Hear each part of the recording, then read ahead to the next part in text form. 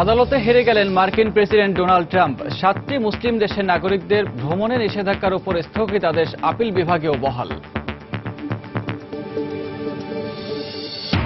বুড়িগঙ্গাকে বাঁচাতে বিশ্বব্যাংকের অর্থায়নে নেওয়া হয়েছে নতুন পরিকল্পনা। বাবুবাজার ব্রিজ থেকে সদরঘাট পর্যন্ত হাতিরঝিলের আদলে গড়ে তোলা হচ্ছে প্রকল্প। নারায়ণগঞ্জে ইকোনমিক জোনের নামে চলছে তুগলকি কাণ্ড। আদালতে নিষেধাজ্ঞার পরও বালু ফেলে ভরাট করা হচ্ছে শত শত একর জমি। অসহায় এলাকাবাসী প্রতিবাদ করে অনেকে গ্রাম ছাড়া। এবং শিক্ষক শিক্ষার্থী ছাড়াই বাঁশঝাড়ে নির্মিত হয়েছে প্রাথমিক বিদ্যালয়। কুড়িগ্রামে এমন 76টি বিদ্যালয়কে জাতীয়করণের সুপারিশ।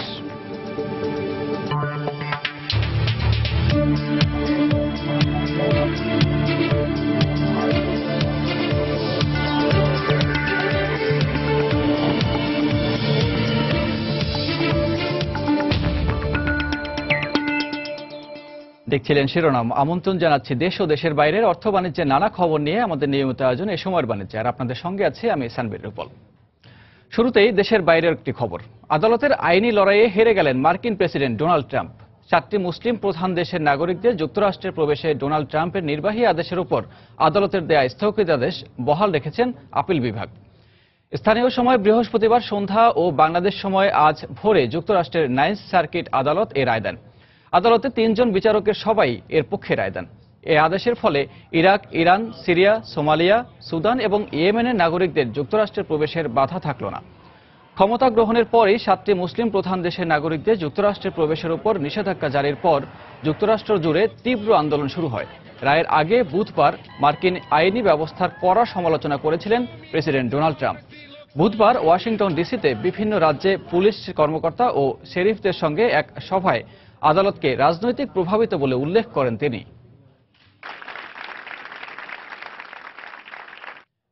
এদিকে ট্রাম্পের নির্বাহী আদেশের উপর আপিল বিভাগের স্থগিতাদেশের পর প্রবাসীদের মধ্যে ফিরে এসেছে স্বস্তি। এ বিষয়ে যুক্তরাষ্ট্র থেকে আরও জানাচ্ছেন আমাদের প্রতিনিধি শিহাবুদ্দিন কিসলু। 7টি মুসলিম দেশের অভিবাসীদের যুক্তরাষ্ট্রে প্রবেশের নিষেধাজ্ঞায় প্রেসিডেন্ট ডোনাল্ড ট্রাম্পের নির্বাহী আদেশের বিরুদ্ধে ওয়াশিংটন রাজ্যের অ্যাটর্নি জেনারেলের যে মামলা এবং তার পরিপ্রেক্ষিতে আদালতের যে স্থগিত আদেশ দেওয়া হয়েছিল সেটি বহাল রেখেছেন যুক্তরাষ্ট্রের 9ম সার্কিট কোর্ট এবং আজকে সেই রুলিং দিয়েছেন 9ম সার্কিট কোর্ট এবং এর ফলে অভিবাসী সমাজে অনেকটাই স্বস্তি ফিরে এসেছে। এবং আমি জ্যাকসনাইটে কথা বলেছি আমাদের বিশেষ করে প্রবাসী বাঙালিদের সঙ্গে, তারাও অনেকটাই স্বস্তি ফিরে পেয়েছেন। আমি একটা মুসলিম হিসাবে আমি ডিসক্রিমিনেটেড হব না।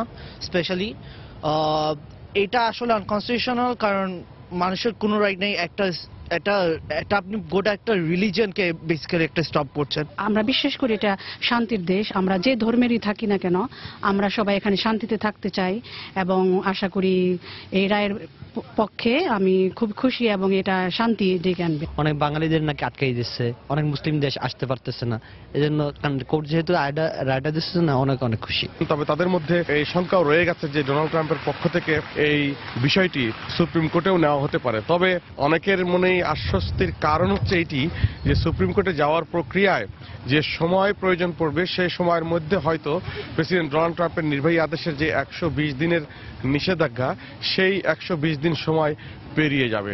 এমনটি আশা নিয়েই আসলে অভিবাসীদের মধ্যে যথেষ্ট স্বস্তি লক্ষ্য করা যাচ্ছে। তারা আশা প্রকাশ করছেন যদি প্রেসিডেন্ট ডোনাল্ড ট্রাম্পের পক্ষ থেকে এই বিষয়টি সুপ্রিম কোর্টেও নেওয়া হয় তবুও সুপ্রিম কোর্ট এই রায়ের পক্ষেই মত দেবেন।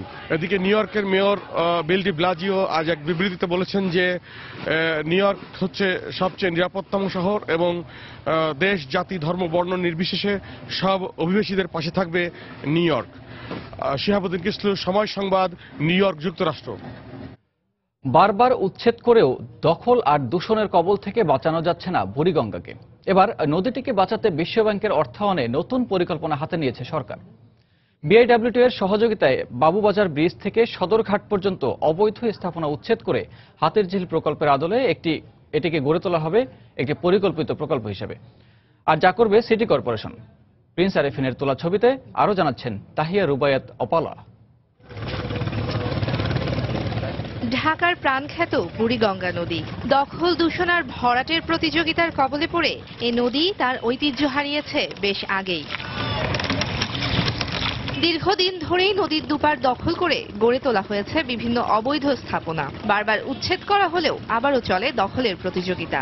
দখলকারীদের দাপটে আর পানি দূষণ, কলকারখানার বিষাক্ত বর্জ্যে এখানকার জীবন ও জীবিকা এখন রীতিমতো হুমকির মধ্যে। নদী যখন পার হই তখন গন্ধে থাকা যাচ্ছে না, খুব দম কষ্ট করে আমরা নদীটা পার হয়ে যাচ্ছি।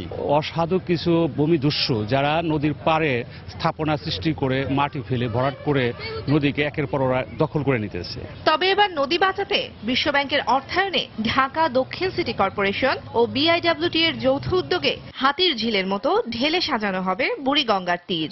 বাবুবাজার ব্রিজ থেকে সদরঘাট টার্মিনাল পর্যন্ত বিনোদন কেন্দ্র, ওয়াকওয়ে, ড্রাইভওয়ে সহ নতুন প্রকল্পের কাজ শুরু হচ্ছে এবছর থেকেই। নদীটাকে উদ্ধার করার জন্য যে জটিলতাগুলো আছে সবগুলো সমন্বয় করেই আমরা সরকারকে একটা প্রকল্প হাতির ঝিলের ন্যায় দিতে চাই, কিন্তু এটা নদীকে উদ্ধার করে। বাংলাদেশ মিউনিসিপ্যাল ডেভেলপমেন্ট ফান্ডের আওতায় এই প্রকল্প, এটা বিশ্ব ব্যাংকের অর্থায়নে হবে। বাবুবাজার ব্রিজ থেকে নিয়ে সদরঘাট এলাকা পর্যন্ত এখানে ওপেন স্পেস আপনার ক্রিয়েট করে দেওয়া, ওয়াকওয়ে, ড্রাইভওয়ে, এই ধরনের রিক্রিয়েশন সেন্টার এগুলোকে করে দেওয়া। কিন্তু নগরবিদরা বলছেন, নতুন প্রকল্প হাতে নেওয়ার আগে সরকারের উচিত বুড়িগঙ্গাকে পুরোপুরি দখল ও দূষণ মুক্ত করা।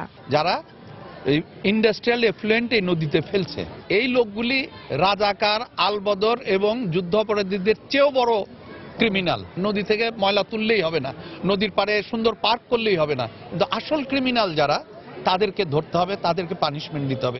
বুড়িগঙ্গাকে বাঁচাতে বিআইডব্লিউটিএ ও সিটি কর্পোরেশনের সমন্বয়ের উপর গুরুত্ব দিচ্ছেন নগরবিদরা। বুড়িগঙ্গাকে দখল ও দূষণমুক্ত করে নতুন প্রকল্প বাস্তবায়ন করা হলে এখানকার পর্যটন ফিরে পাবে নতুন প্রাণ। তবে সংশ্লিষ্টরা বলছেন, শুধু দখল, দূষণমুক্ত ও নতুন প্রকল্প নয়, পাশাপাশি এর দায়িত্ব নিতে হবে সরকারি সংস্থাগুলোকে। তাহিয়া রুবাইয়া তপলা, সময় সংবাদ, ঢাকা। জমি অন্যের, কিন্তু বালু ফেলে ভরাট করা হচ্ছে, তাও 1-2 একর নয়, উচ্চ আদালতের নিষেধাজ্ঞা অমান্য করে শত শত একর জমিতে চলছে এই অপতৎপরতা। নারায়ণগঞ্জের সোনারগাঁও উপজেলার পিরোজপুর ইউনিয়নে এমন তুগলকি কাণ্ড ঘটছে ইকোনমিক জোন গড়ে তোলার নামে। তবে যাদের বিরুদ্ধে অভিযোগ, সেই ইউনিক গ্রুপ এসব বিষয়ে মুখ খোলেনি। আশরাফুল ইসলামের ছবিতে আতিকুল ইসলাম তমালের রিপোর্ট। এডি তো স্যার ইডি জমিন আসছিল, সব এই শৌশ আসছিল ভর্তি, ইডি জমিন আসছিল, আলি আসছিল, মানে হেরা জোরে বইরে লাইতাছে। বালুর নিচে চাপা পড়েছে ভবিষ্যৎ অবলম্বন সহায় সম্বল। কদিন আগে যে জমি ছিল জীবন জীবিকার ভরসা, আস্থা, বালু ফেলে ভরাট করছে অন্য কেউ। চোখের সামনেই এমন অন্যায় সহ্য করতে বাধ্য হচ্ছেন সোনারগাঁওয়ের শিউলি বেগম। আপনারা কিছু বলেন নাই? আমরা বাধা দিছি স্যার, বাধা দিলে আমাদের বাধা মানে না, বেড়া দিছিল, বেড়া উড়াই দিছে। নারায়ণগঞ্জের পুরো কান্দারগাঁও গ্রামেই যেন বোবা কান্নার রোল। দিনের বেলা বালু ফেলা কিছুটা কম থাকলেও রাতের আধারে সেই কাজ চলে পুরো দমে। এখানকার 10টি গ্রামের প্রায় 12,000 মানুষ জানেন না তারা কোথায় যাবেন, কি করবেন। এখন তাহলে খাবেন কি, চলবেন কিভাবে? অনেক কি খামু, ওই ভিক্ষা করবো আর খামু, ভিক্ষা দিলে দিব, না দিলে না দিব, না খাইয়ে মরে থাক। কোনো কি টাকা পয়সা দিছে? না স্যার, আমাকে কোনো টাকা পয়সা দেয় নাই, জোরে হেরা বালু দেবো লাইতেছে। আপনি কি বেচতে চান জমি? না স্যার, আমি বেচতে চাইনি। এত সব অভিযোগ ইউনিক প্রপার্টি ডেভেলপমেন্ট লিমিটেড নামে এক কোম্পানির বিরুদ্ধে। ইকোনমিক জোন তৈরির নামে অন্যের শত শত একর জমিতে বালু ফেলে ভরাট করছে তারা। আমরা আলি হলাইছি, আলি সুবিধা তলাইতেছে, সব জমিন ভুরাটা এরকম বালুটা বললেইতেছে। ফসল তো দূরের কথা, আমার চোখের ফানে ছাড়া কিছু নাই। আইন অনুযায়ী বড় উন্নয়ন প্রকল্পের জন্য পরিবেশগত প্রভাব সমীক্ষা বা ইআইএ করে অনুমোদন নিতে হয়, যদিও পরিবেশ অধিদপ্তর থেকে কোনো অনুমতি নেয়নি ইউনিক গ্রুপ। আমাদের যে তথ্য প্রমাণ, তাতে তারা কোনো ছাড়পত্র নেয় নাই। ওখানে কোনো ধরনের তাকে বালি ভরাট, নির্মাণ কাজ এগুলোর কোনো অনুমতি দেওয়া হয়নি। এটার জন্য আমরা উকিল নোটিশে পেয়েছি। অলরেডি তাদেরকে আমরা ইতিপূর্বে তারা সাইনবোর্ড টাইনবোর্ড যেগুলো নামিয়ে ফেলেছি এবং আমরা তাদের বিরুদ্ধে অ্যাকশনে যাব। অন্যের জমি দখল আর ভরাটের অভিযোগ এনে বাংলাদেশ পরিবেশ আইনবিদ সমিতি বেলা উচ্চ আদালতে ইউনিক গ্রুপের বিরুদ্ধে মামলাও করেছে। আদালতের নিষেধাজ্ঞার পরও বালু ভরাটের কাজ চলছেই। যেহেতু তারা আদালতের নিষেধাজ্ঞা অমান্য করে বালু ভরাট করেছে, তার জন্য আমরা আদালত অবমাননার মামলা এনেছি। তাদের উপরে একটি রুল ইস্যু করা হয়েছে এবং তাদের আইনজীবীর মাধ্যমে তাদেরকে মৌখিকভাবে সতর্ক করা হয়েছে, কিন্তু তারা তার সাথে মোটেও কমপ্লাই করছে না, উল্টো আরো ড্রেজারের সংখ্যা বাড়িয়ে দিয়েছে এবং দিন রাত তারা বালি ভরাট করছে। সেসব অভিযোগ নিয়ে ইউনিক গ্রুপের কর্ণধার নুর আলীর সঙ্গে যোগাযোগের চেষ্টা করা হলে তিনি কোনো কথা বলতে রাজি হননি। কৃষিকাজী ওই এলাকার বেশিরভাগ মানুষের প্রধান পেশা। নিজেদের জমিতে কেন বালু ভরাট করা হচ্ছে এমন কথা বলতে গিয়ে মিথ্যে মামলা খেয়ে গ্রাম ছাড়তে হয়েছে অনেককে। আতিকুর রহমান তামাল, সময় সংবাদ, নারায়ণগঞ্জ। এই সময়ের বাণিজ্যে আরও থাকছে, একই সঙ্গে সূর্যোদয় উপভোগের স্থান কুয়াকাটা দিন দিন জনপ্রিয় হয়ে উঠছে। পর্যটকদের কাছে আগ্রহ বাড়ছে বিদেশিদের। নিরাপত্তা সহ যোগাযোগ ব্যবস্থা উন্নয়নের তাগিদ।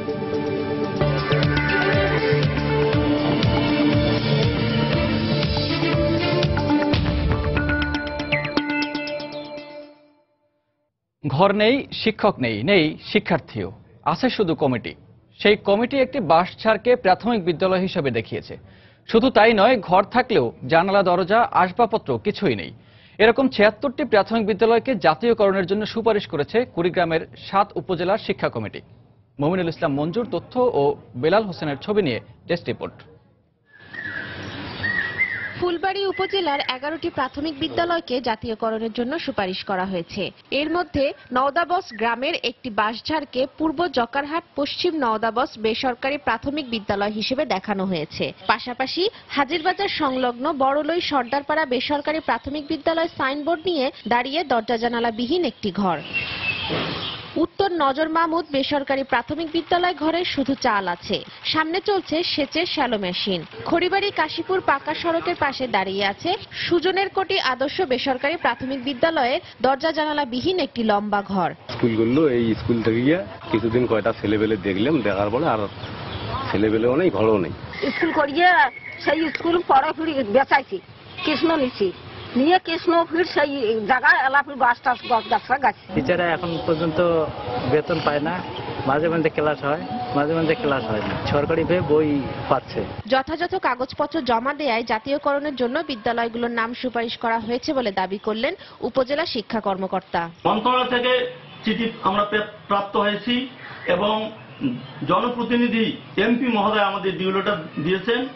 সেই প্রেক্ষিতে জেলা যাচাই বাছাই কমিটিতে আমরা প্রেরণ করেছি। জেলা শিক্ষা কমিটি সেটি জাতীয়করণের জন্য সুপারিশ করে নীতিমালা না মানার কারণে। এদিকে জেলা প্রশাসক জানিয়েছেন কিভাবে উপজেলা শিক্ষা কমিটি বিদ্যালয়গুলোর নাম জাতীয়করণের জন্য সুপারিশ করেছে তা খতিয়ে দেখা হবে।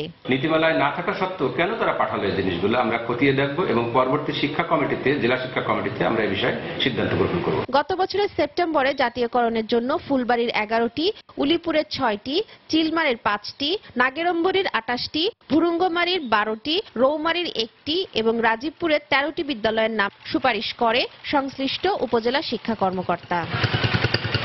সময় সংবাদ, কুড়িগ্রাম। শিগগিরই চালু হচ্ছে বহু কাঙ্ক্ষিত খুলনা কলকাতা ট্রেন সার্ভিস।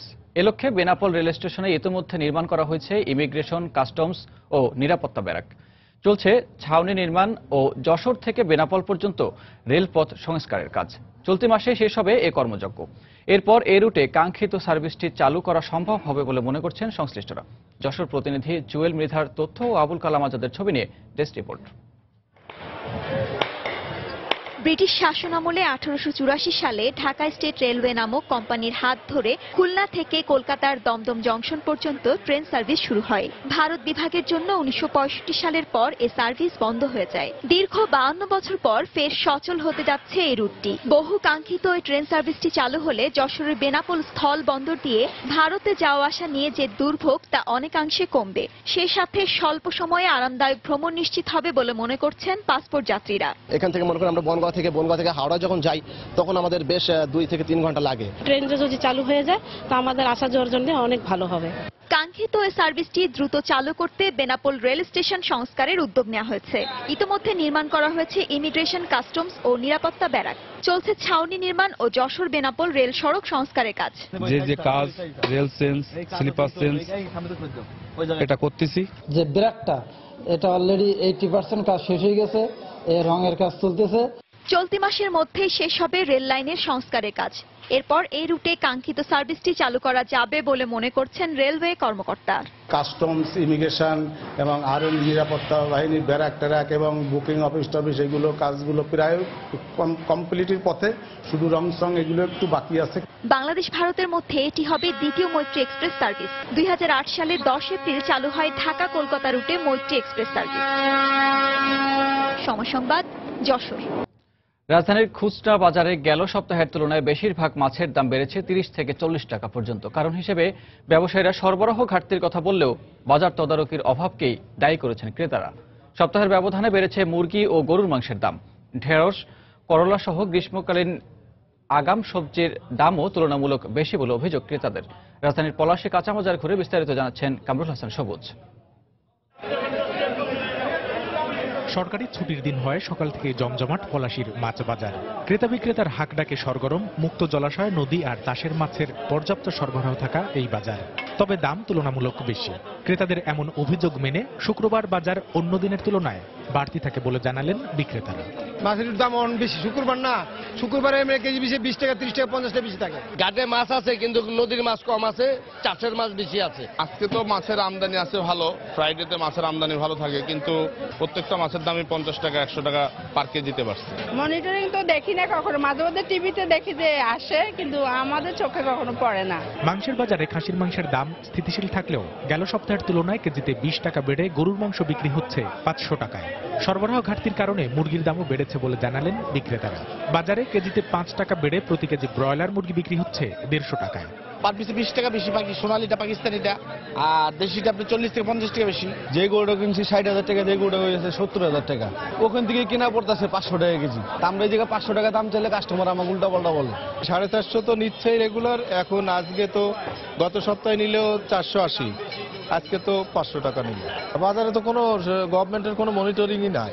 এই বাজারে ঊর্ধ্বমুখী দামের তালিকায় আছে করলা, ঢেঁড়স সহ গ্রীষ্মকালীন আগাম সবজির নাম। ভেন্ডি, করলা, উস্তা, বটবটি এগুলো তো গরম সিজনের, ঝিঙ্গা, চিচিঙ্গা এগুলোর দাম একটু বেশি। নতুন ভেন্ডি আছে, দাম একটু বাড়তি, 100 টাকা কেজি, এক সপ্তাহে ছিল 80 টাকা কেজি। যে বটবটি সিজন না, এখন 80 টাকা কেজি, 100 টাকা কেজি। সপ্তাহে দামই মোটামুটি বাড়তি, আগে সপ্তাহ তুলনায় স্বাভাবিক রেটটা একটু বেশি আছে, যেটা হওয়ার কথা তার থেকে কিছুটা বেশি আছে। নিত্য প্রয়োজনীয় পণ্যের এই বাজারে কিছুটা স্থিতিশীল রয়েছে শীতকালীন সবজির দাম। কামরুল হাসান সবুজ, সময় সংবাদ, ঢাকা। দর্শক, চট্টগ্রামে হোটেল রেডিসন ব্লুতে চলছে আবাসন মেলা। সেখানে আছেন সহকর্মী কমল দে। মেলার বিস্তারিত খবর জানতে সরাসরি চলে যাচ্ছে তার কাছে। কমল। ধন্যবাদ রূপল। বন্দরনগরী চট্টগ্রামে আবাসন ব্যবসায়ীদের সংগঠন রিহেবের উদ্যোগে যে 4 দিনব্যাপী আবাসন মেলা চলছে, আজ তার 3য় দিন। আর আজ জানেন যে শুক্রবার বন্ধের দিন, কিন্তু আমরা দেখতে পাচ্ছি সকাল থেকে কিন্তু মেলা প্রাঙ্গণে দর্শনার্থীরা যারা প্লট ফ্ল্যাট কিনতে চায় তাদের ভিড়টা কিন্তু চোখে পড়ার মতো।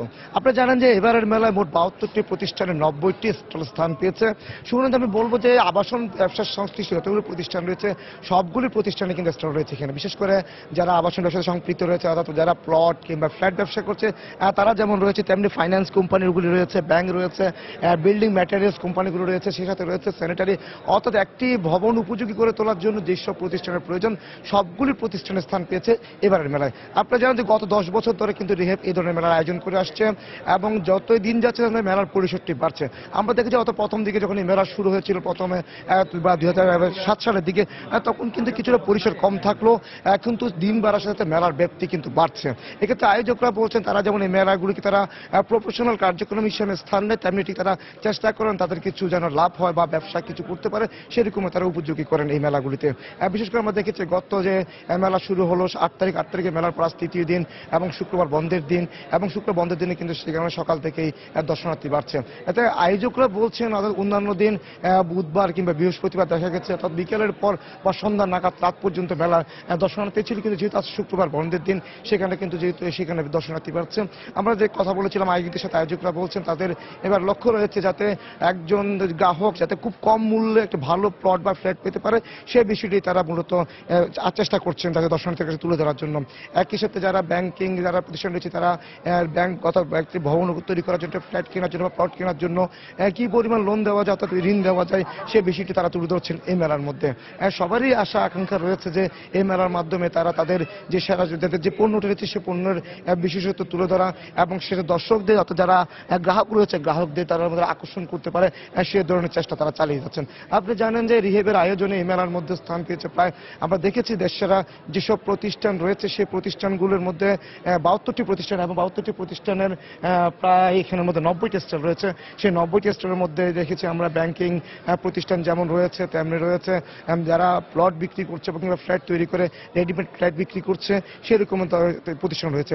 এক্ষেত্রে দর্শক দর্শকরা বলছেন যে তাদের কাছে কিন্তু রেডিমেড ফ্ল্যাটের চাহিদাটা বেশি বলে তারা জানাচ্ছেন। অর্থাৎ একজন গ্রাহক তারা চেষ্টা করছেন যে রেডিমেড যেসব ফ্ল্যাট রয়েছে সেসব ফ্ল্যাটে উঠে অর্থাৎ কম মূল্যে যতটা কম সাশ্রয়ের মধ্যে সেই ফ্ল্যাট উঠতে পারে সে ধরনের তাদের চাহিদাটা বেশি বলে যারা আসছেন তারা আমাদেরকে জানাচ্ছেন। তো এখন পর্যন্ত বলা যাচ্ছে যে খুব উৎসাহ যে আশা নিয়ে আয়োজকরা এই মেলার আয়োজন করছে তাদের আশায় অনেকটা সফল হতে চলেছে বলে আয়োজকরা আমাদেরকে জানিয়েছেন। তো রূপল এখন পর্যন্ত আমার কাছে ছিল চট্টগ্রামে যে আবাসন মেলা চলছে 4 দিন ব্যাপী, 4টি দিনের সর্বশেষ।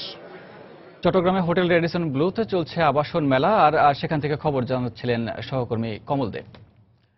পঞ্চবার্ষিকী পরিকল্পনা সহ বাংলাদেশের যে কোনো দীর্ঘমেয়াদী উন্নয়ন পরিকল্পনার ক্ষেত্রে টেকসই উন্নয়ন লক্ষ্যমাত্রা এসডিজিকে সর্বোচ্চ গুরুত্ব দেওয়া হচ্ছে বলে জানিয়েছেন বাণিজ্যমন্ত্রী তোফায়েল আহমেদ। গতকাল সকালে রাজধানীর একটি হোটেলে এশিয়া প্যাসিফিক বিজনেস ফোরাম আয়োজিত সফলভাবে এসডিজি অর্জনের জন্য ব্যবসা ও বিনিয়োগের প্রসার শীর্ষক এক আলোচনা সভায় কথা বলেন তিনি। এ সময় বিশ্বের যে কোনো অঞ্চলের তুলনায় দক্ষিণ এশীয় অঞ্চলের দেশগুলোর জোট ভিত্তিক ব্যবসা ও বিনিয়োগ অনেকটাই কম উল্লেখ করে তোফায়েল আহমেদ বলেন, এসডিজি অর্জনে আঞ্চলিক সহযোগিতা বাড়ানোর উপর অনেক বেশি গুরুত্ব দিতে হবে। সেমিনারে নেপাল সহ বিভিন্ন দেশ ও সংস্থার প্রতিনিধিরা আঞ্চলিক সহযোগিতা বাড়াতে বিভিন্ন পদক্ষেপ তুলে ধরেন। Bangladesh is also trying to be integrated. দক্ষিণ এশীয় অঞ্চলে অর্থনৈতিক কর্মকাণ্ড বাড়ানোর সম্ভাবনা অনেক বেশি, কিন্তু এই অঞ্চলের দেশগুলো জোটভিত্তিক ব্যবসা ও বিনিয়োগের ক্ষেত্রে এখনো অনেকটাই পিছিয়ে। এসডিজি অর্জনের জন্য অঞ্চলভিত্তিক সহযোগিতা বাড়াতে হবে, যেন এক দেশ অন্য দেশে কিংবা যৌথভাবে বিনিয়োগে আগ্রহী হয়। বাংলাদেশে বিদেশি বিনিয়োগ আকর্ষণে আমরা 100টি বিশেষ অর্থনৈতিক অঞ্চল গড়ে তুলছি। সরকারি কেনাকাটায় স্বচ্ছতা আনতে নাগরিকদের সম্পৃক্ততা আরও বাড়ানো হবে বলে জানিয়েছেন পরিকল্পনা মন্ত্রী আ.হ.ম মুস্তফা কামাল। গতকাল দুপুরে পরিকল্পনা কমিশনে এনএসসি সভাকক্ষে পিপিএসসির 11তম সভায় মন্ত্রী কথা বলেন। এ সময় মন্ত্রী বলেন, প্রাথমিকভাবে ছোট ছোট উন্নয়ন কাজগুলো বাস্তবায়নের আগে স্থানীয় গণ্যমান্য ব্যক্তিদের পরামর্শ নেওয়া হবে। প্রাইমারি স্কুল, না হলে হাই স্কুল, না হলে কলেজ, না হলে মাদ্রাসা নির্মাণ করা, না হলে রাস্তাঘাট তৈরি করা, ব্রিজ কালভার্ট এগুলো তৈরি করা, এই জাতীয় প্রকল্পগুলো ওই সমস্ত এলাকার জনগণকে যদি আমরা সম্পৃক্ত করতে পারি আমাদের অনেক কস্ট সেভিং হবে। আস্তে আস্তে আরও আমরা এলাকা বাড়াতে হবে। একটা রিপ্রেজেন্টেটিভ লেভেল নিয়ে আসেন। মোটামুটিভাবে 491টা উপজেলা আছে, 10% উপজেলা নিলে আমাদের 49টা উপজেলাকে নিতে হবে। সততার সাথে রাজস্ব আদায় করতে উপকর কমিশনারদের নির্দেশ দিয়েছেন এনবিআর চেয়ারম্যান নজিবুর রহমান। গতকাল বিকেলে রাজধানীর বেইলি রোডে অফিসার্স ক্লাবে প্রথমবারের মতো আয়োজিত উপকর কমিশনার সম্মেলনের সমাপনী অনুষ্ঠানে এই নির্দেশ দেন তিনি। রাজস্ব যোগানের উপর দেশের উন্নয়ন নির্ভর করে, রাজস্ব আদায়ের কর কমিশনারদের পেশাগত দক্ষতাকে কাজে লাগানোর আহ্বান জানান এনবিআর চেয়ারম্যান।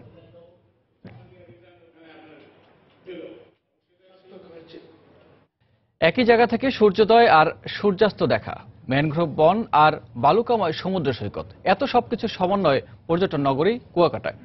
এই পর্যটন স্থানটি দেশের দক্ষিণাঞ্চলের মানুষের কাছে জনপ্রিয় হলেও ধীরে ধীরে আগ্রহ বাড়ছে দেশের বিভিন্ন অঞ্চল ও বিদেশি পর্যটকদের।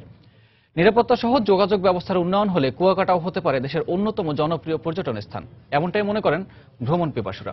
কুয়াকাটা ঘুরে এসে রিপোর্ট করছেন ইমতিয়াজ আহমেদ, আর ক্যামেরায় ছিলেন সালাউদ্দিন আল মামুন।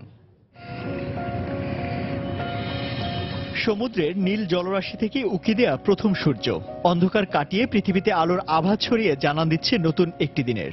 উঠেছে নতুন সূর্য, শুরু হলো আরো একটি দিন। ব্যস্ত মানুষ, প্রকৃতিতে সৃষ্টি হয়েছে কর্মচাঞ্চল্য। কুয়াকাটার গঙ্গামতি বা কাওয়ারচরের বালুকা বেলায় সূর্যের তাপ বাড়ার সাথে সাথে এভাবেই ব্যস্ততা বাড়ে লাল কাঁকড়ার। নতুন দিনের সাথে সাথে জীবন যুদ্ধেও নামতে হয় স্থানীয় বাসিন্দাদের। সাত সকালে মাছ ধরার কাজে তাই তাদের এই ব্যস্ততা। যে কুয়ার কারণে এই অঞ্চলের নামকরণ কুয়াকাটা, সেরকম অসংখ্য কুয়াও দেখতে পারেন পর্যটকরা। বৌদ্ধ ধর্মের বিভিন্ন ঐতিহাসিক স্থাপনাও রয়েছে এখানে। 30 ফুট উচ্চতার এই মূর্তিটি একসময় ছিল দেশের সর্ববৃহৎ বুদ্ধ মূর্তি। এইটা কিন্তু অনেক পুরানো মন্দির, 100 বছর পুরানো মন্দির। এটা একসময় এশিয়ার সবচেয়ে বড় ছিল। চরের জীবন বৈচিত্র্য আর প্রকৃতির পাশাপাশি কুয়াকাটার 18 কিলোমিটার সমুদ্র সৈকতের সৌন্দর্য উপভোগের অপার সুযোগ রয়েছে এখানে। Part of the sunrise and the sunset, that is the most attractive part of Kuakata. সূর্য উদয় সূর্যাস্ত এক জায়গা থেকে দেখা, এটা অনেক বড় বিষয়। বেলা গড়িয়ে একসময় বিকেল, পরে সন্ধ্যা। পশ্চিম আকাশে ঢলে পড়া সূর্যের রঙও এখন লালচে। দিন শেষে সূর্যকে বিদায় দিতে সৈকতে ভিড়, দৃষ্টি শেষ আলোক রেখাটি পর্যন্ত। একই স্থানে দাঁড়িয়ে সূর্যোদয় আর সূর্যাস্ত দেখার এই সুযোগ রয়েছে বাংলাদেশের একমাত্র এই সমুদ্র সৈকতে। তাই পর্যটনের এক অপার সম্ভাবনার নাম হতে পারে কুয়াকাটা সমুদ্র সৈকত। ইমতিয়াজ আহমেদ, সময় সংবাদ, কুয়াকাটা, পটুয়াখালী। অমর একুশে গ্রন্থমেলার সকাল 11টায় শুরু হয়েছে শিশু প্রহর। শিশুদের পদচারণায় মুখরিত মেলা প্রাঙ্গণ। আর এই মুহূর্তে সেখানে আছেন রিপোর্টার বিথি হক। আমরা সরাসরি চলে যাচ্ছি তার কাছে। বিথি। রূপল, আজকে আমরা জানি বইমেলার দ্বিতীয় সপ্তাহ এবং রীতিমতো আজকে সকাল থেকে মানে সিসিমপুরে এখানে 11:30 থেকে শুরু হওয়ার কথা, কিন্তু আমরা তার আগে থেকেই দেখেছি এখানে শিশুরা তাদের অভিভাবকরা তাদের নিয়ে এখানে আসতে শুরু করেছেন এবং আমরা দেখেছি এখানে শুরু হওয়ার আগে থেকে কিন্তু উপচে পড়া ভিড়। এবং সিসিমপুরে যেহেতু একটা অন্যরকম আকর্ষণ বাচ্চাদের থাকে, এখানে টুকটুকি, হালুম এবং ইকরি যেসব চরিত্র সবাই এতদিন টিভির পর্দায় দেখে এসছেন তারা এখানে এসে জীবন্ত হয়ে উঠেছে। তো শিশুদের আসলে উৎসাহের শেষ নেই এবং অভিভাবকরা কিন্তু তাদের এই উৎসাহকে আরো বেশি প্রাণবন্ত করে তুলতে এখানে সিসিমপুরে তাদেরকে সবাইকে একসঙ্গে নিয়ে এসেছেন এবং এখানে দেখেছি বাচ্চারা, সমবয়সী বাচ্চারা একসঙ্গে থাকার কারণে বাচ্চারা সবাই খুব খুশি। এবং এখানে স্কুল ছুটির দিনে অভিভাবকরাও পছন্দ করছেন যাতে করে বাচ্চারা খেলার ছলে এখানে থেকে কিছু শিখতে পারেন এবং একই সঙ্গে আরো অনেক বাচ্চাদের সঙ্গে তাদের যে আনন্দ উচ্ছ্বাস সেগুলো ভাগাভাগি করে নিতে পারেন। এবং আমি এখানে আয়োজকদের সঙ্গে কথা বলে জেনেছি, তারাও বলছেন যে বাচ্চাদের সাথে কাজ করে তারা খুব আনন্দ পান এবং এখানে যেহেতু চরিত্রগুলোর মাধ্যমে শেখানো হয়, টুকটুকিকে যেসব বাচ্চারা পছন্দ করবেন তারা দেখা যাচ্ছে বই পড়তে ভালোবাসবে, হালুমকে যারা পছন্দ করবেন তারা প্রচুর পরিমাণে খাবার দাবার, মাছ, শাকসবজি ইত্যাদি খাবার প্রতি তাদের আগ্রহ বাড়বে এবং ইকরিকে যারা পছন্দ করবে যেসব বাচ্চারা তারা প্রশ্ন করতে ভালোবাসবে, কারণ জানা সবচেয়ে ভালো একটা উপায় হচ্ছে প্রশ্ন করা এবং ইকরি চরিত্রটি আসলে বাচ্চাদেরকে সেভাবেই প্রশ্ন করতে শেখাবে। এবং আমি এখানে বইয়ের দোকানগুলোতেও কিন্তু একই রকম ভিড় দেখেছি। অভিভাবকরা তাদের বাচ্চাদেরকে নিয়ে আসছে এখানে ছোটবেলা থেকেই বই পড়ার যে একটা অভ্যেস সেটা গড়ে তোলার জন্য এবং অভিভাবকরা বলছেন যে বাচ্চারা যদি ছোটবেলা থেকে এ ধরনের মেলার সঙ্গে তাদের পরিচয় করিয়ে দেওয়া হয় তাহলে বড় হয়েও তারা একই রকম জ্ঞানার্জনের জন্য বই পড়তে পছন্দ করবেন এবং সমবয়সী একসঙ্গে সব বাচ্চারাও কিন্তু বই কিনছে এবং বই পড়ছে। এই জিনিসটাও কিন্তু খুব সুন্দর একটি দৃশ্য, এটি আসলে না দেখলে বোঝানো সম্ভব না। এবং আমি বইয়ের দোকানগুলোতে কথা বলে শুনেছি এখানে বিজ্ঞান প্রজেক্ট, কমিক্স এবং ভৌতিক গল্পগুলোর কিন্তু বেশ চাহিদা রয়েছে। আর অভিভাবকরা পছন্দ করছেন ছুটির দিনে অন্য কোথাও না গিয়ে বইমেলার ভেতরে একসঙ্গে এত বই, তারা সবাই এই জিনিসটা খুব পছন্দ করছেন। এবং আরো একটি বিষয় আমি আপনাদেরকে জানিয়ে রাখি, বাণিজ্য মেলার পরের যেহেতু এটি প্রথম শুক্রবার, এতদিন হয়তো বাণিজ্য মেলার জন্য অভিভাবকরা সেইভাবে সময় দিতে পারেননি, অনেকগুলো অভিভাবকরা দেখাচ্ছে বাণিজ্য মেলায় চলে গেছেন। সুতরাং আজকে কিন্তু সেই রকম শহরে আর তেমন কোনো ধরনের অনুষ্ঠানমালা না থাকায় তারা পছন্দ করছেন যে বাচ্চারা সারাটা দিন নিখাত বইয়ের সঙ্গে এবং এইভাবে পছন্দের চরিত্রগুলোর সঙ্গে কাটাক। তো রূপল, এই ছিল বইমেলা থেকে আমার কাছে পাওয়া সর্বশেষ তথ্য। অমর একুশে গ্রন্থমেলায় সকাল 11টা থেকে শুরু হয়েছে শিশু প্রহর। আর শিশুদের পদচারণায় মুখর কিন্তু এখন মেলা প্রাঙ্গণ। আর এই শিশু প্রহরটি চলবে দুপুর 1টা পর্যন্ত। আর সেখান থেকে খবর জানাচ্ছিলেন বিথি হক। টেকসই উন্নয়ন লক্ষ্যমাত্রা অর্জন ও প্রধানমন্ত্রীর গ্রহণ করা 10টি বিশেষ উদ্যোগকে নানা দিক নিয়ে সাংবাদিকদের সঙ্গে মতবিনিময় আয়োজন করেছে তথ্য অধিদপ্তর। বৃহস্পতিবার সচিবালয়ে এই আলোচনার আয়োজন করা হয়। অনুষ্ঠানে সরকারের টেকসই উন্নয়ন লক্ষ্যমাত্রা অর্জনের ক্ষেত্রে তথ্য প্রাপ্তির নানা প্রতিবন্ধকতার কথা তুলে ধরেন সাংবাদিকরা। সেই সঙ্গে সরকারের তথ্য বিভাগের সঙ্গে সংবাদকর্মীদের যোগাযোগ আরও সহজ করা, তথ্য প্রাপ্তির ক্ষেত্রে নানা বাধার কথা তুলে ধরা হয়। উন্নয়ন কাজের সঙ্গে জনগণকে সম্পৃক্ততা বাড়াতে তথ্য অধিদপ্তরের পদক্ষেপের কথা তুলে ধরেন ঊর্ধ্বতন কর্মকর্তারা। প্রধানমন্ত্রীর গৃহীত 10টি প্রকল্প সহ সরকারের উন্নয়ন নীতি, কার্যক্রম ও পরিকল্পনা জনগণের কাছে তুলে ধরতে ফিচারধর্মী সংবাদ লিখতে সাংবাদিকদের প্রতি আহ্বান জানান তারা। টেকসই উন্নয়ন লক্ষ্যমাত্রা এসডিজি অর্জনে অঞ্চল ভিত্তিক উন্নয়ন বাস্তবায়নে গুরুত্ব দিতে হবে সবচেয়ে বেশি। গতকাল সকালে রাজধানীর একটি হোটেলে এশিয়া প্যাসিফিক বিজনেস ফোরাম আয়োজিত সেমিনারে এই মত তুলে ধরেন বাংলাদেশ সহ অংশ নেয়া দেশ ও বিদেশি সংস্থার প্রতিনিধিরা। সফলভাবে এসডিজি অর্জনের জন্য ব্যবসা ও বিনিয়োগের প্রসার শীর্ষক ওই সেমিনারে এশীয় অঞ্চলের জোটভিত্তিক বিনিয়োগের ক্ষেত্রে বেসরকারি খাতকে অগ্রাধিকার দেওয়ার কথাও বলেন তারা। 2030 সালের মধ্যে ক্ষুধামুক্ত হবে পৃথিবী, থাকবে বিশুদ্ধ পানি, স্বাস্থ্যসেবা আর মানসম্পন্ন শিক্ষার নিশ্চয়তা, থাকবে না লিঙ্গ বৈষম্য। এসব অর্জনে এসডিজির আওতায় ঘোষণা করা হয়েছে 17টি লক্ষ্য। এসব লক্ষ্য অর্জনে সবচেয়ে বড় ভূমিকা রাখতে পারে ব্যবসা বাণিজ্য সহ আঞ্চলিক জোটভিত্তিক নানা উদ্যোগ। ঢাকায় অনুষ্ঠিত এশিয়া প্যাসিফিক বিজনেস ফোরামের 2 দিনব্যাপী আয়োজনের সমাপনী দিনে আঞ্চলিক সহযোগিতা জোরদারের বহুমুখী পদক্ষেপের কথা তুলে ধরেন বিভিন্ন দেশ ও সংস্থার প্রতিনিধিরা। অঞ্চলভিত্তিক বাণিজ্য প্রসারের জন্য আমরা অবকাঠামো উন্নয়ন সহ সব সুবিধা নিশ্চিত করতে কাজ করছি, যেন ব্যবসা পরিচালনায় অযথা অর্থ ব্যয় করতে না হয়। বিভিন্ন দেশের মধ্যে ব্যবসায়িক যোগাযোগ বাড়াতে এশীয় উন্নয়ন ব্যাংকের পদক্ষেপ তুলে ধরেন ব্যাংকটির ভাইস প্রেসিডেন্ট। সরকারি বেসরকারি উদ্যোগ ও বৈদেশিক বাণিজ্য বাড়াতে কৌশলগত বিভিন্ন দিক নিয়ে কাজ করছি। আমরা প্রযুক্তি নির্ভর ও পরিবেশ বান্ধব উন্নয়ন পরিকল্পনাকে সবচেয়ে বেশি গুরুত্ব দিচ্ছি। বাংলাদেশের পক্ষ থেকে বলা হয়, ভৌগোলিক কারণেই এশীয় অঞ্চলের উন্নয়নে জোটগত উদ্যোগ গ্রহণে গুরুত্বপূর্ণ ভূমিকা রাখছে এ দেশ। আমাদের সবার লক্ষ্য এক, তা হলো উন্নয়ন। প্রতিটি দেশের নিজস্ব কর্ম পরিকল্পনা থাকবেই, তবে কিছু সার্বজনীন বিষয়ে জোটবদ্ধ হয়ে এগিয়ে যেতে হবে।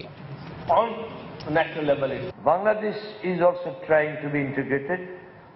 আমাদের প্রতিটি পরিকল্পনায় এসডিজি-কে সর্বোচ্চ গুরুত্ব দিচ্ছি, কিন্তু সহজে এসডিজি অর্জনে অঞ্চল ভিত্তিক সহযোগিতা আরো বাড়াতে হবে। দক্ষিণ এশিয়া অঞ্চলে উন্নয়ন সম্ভাবনা অনেক বেশি, কিন্তু সে তুলনায় এই অঞ্চলের দেশগুলো জোট ভিত্তিক ব্যবসা ও বিনিয়োগের ক্ষেত্রে এখনো অনেকটাই পিছিয়ে। ব্যবসা ও বিনিয়োগের সব ক্ষেত্রেই সুশাসন নিশ্চিত করার তাগিদ দেন আলোচকরা।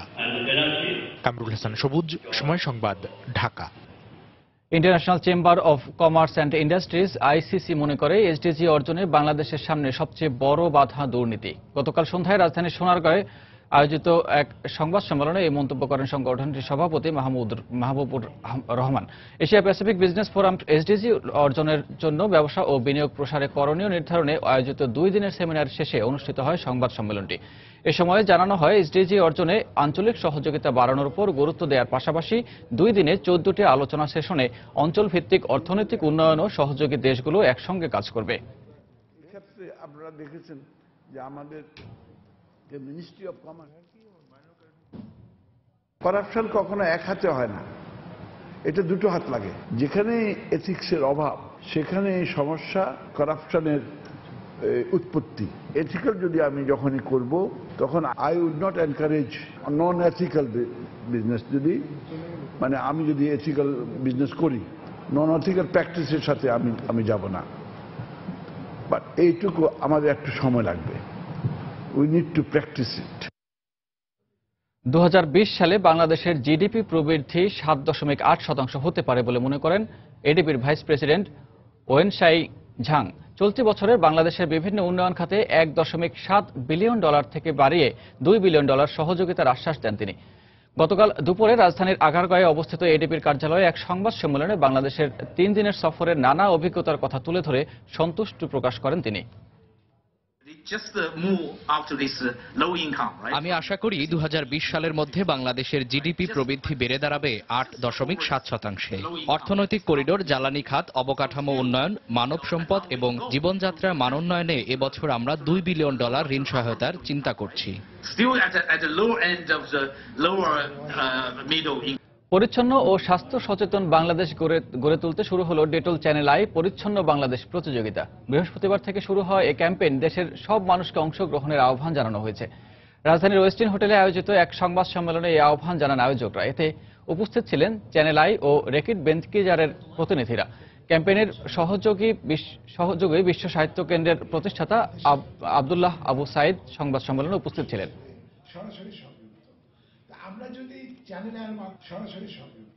এবার দেশের বাইরের অর্থ বাণিজ্যের খবর। 2015 সালে ক্রেমলিনের উপর মার্কিন নিষেধাজ্ঞার প্রতিক্রিয়ায় রাশিয়া থেকে বিতাড়িত জেনারেল মোটরস কৌশলে আবারও সে দেশে বাজারে তাদের ব্যবসা শুরু করার চিন্তা করছে। মার্কিন এই গাড়ি নির্মাণকারী কোম্পানি GM উজবেকিস্তান সহযোগী প্রতিষ্ঠান এবং রাশিয়ার দারোয়াজ কারখানার মাধ্যমে কম দামের গাড়ি বাজারে আবারও প্রবেশের প্রস্তুতি নিচ্ছে, এমন তথ্য সংবাদ মাধ্যমে প্রকাশিত হয়েছে। এই খবর সত্য হলে জিএম উজবেকিস্তান তাদের শেভরোলেট কার রেভন ব্র্যান্ড হিসেবে রাশিয়ার বাজারজাত করবে।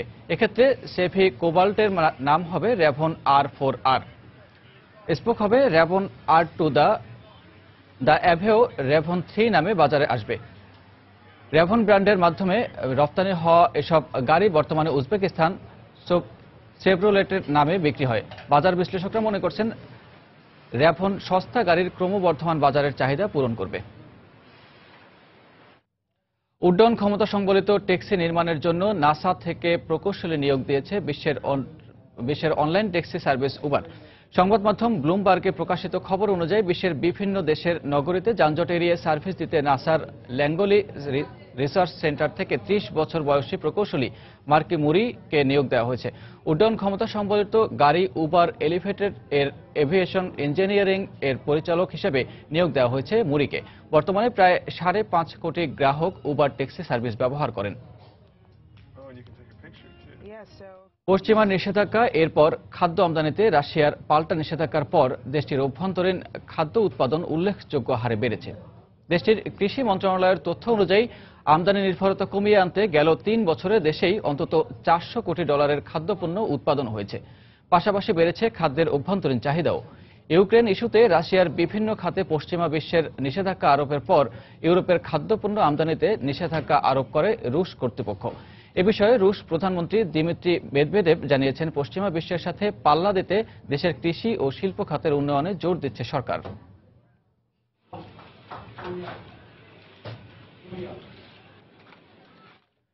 আবারও জানিয়ে দিচ্ছে এই সময়ের বাণিজ্যের শিরোনাম। আদালতে হেরে গেলেন মার্কিন প্রেসিডেন্ট ডোনাল্ড ট্রাম্প। 7টি মুসলিম দেশের নাগরিকদের ভ্রমণে নিষেধাজ্ঞার উপর স্থগিতাদেশ আপিল বিভাগেও বহাল। বুড়িগঙ্গাকে বাঁচাতে বিশ্বব্যাংকের অর্থায়নে নেওয়া হয়েছে নতুন পরিকল্পনা। বাবুবাজার ব্রিজ থেকে সদরঘাট পর্যন্ত হাতের ঝিলের আদলে গড়ে তোলা হচ্ছে প্রকল্প। নারায়ণগঞ্জে ইকোনমিক জোনের নামে চলছে তুগলকি কাণ্ড। আদালতে নিষেধাজ্ঞার পরও বালু ফেলে ভরাট করা হচ্ছে শত শত একর জমি। অসহায় এলাকাবাসী, প্রতিবাদ করে অনেকে গ্রাম ছাড়া। এবং শিক্ষক শিক্ষার্থী ছাড়াই বাঁশঝাড়ে নির্মিত হয়েছে প্রাথমিক বিদ্যালয়। কুড়িগ্রামে এমন 76টি বিদ্যালয়কে জাতীয়করণের সুপারিশ। এই ছিল এই সময়ের বাণিজ্যে। যে কোনো খবর পেতে ভিজিট করুন সময়নিউজ.tv আর সঙ্গে থাকুন সময়।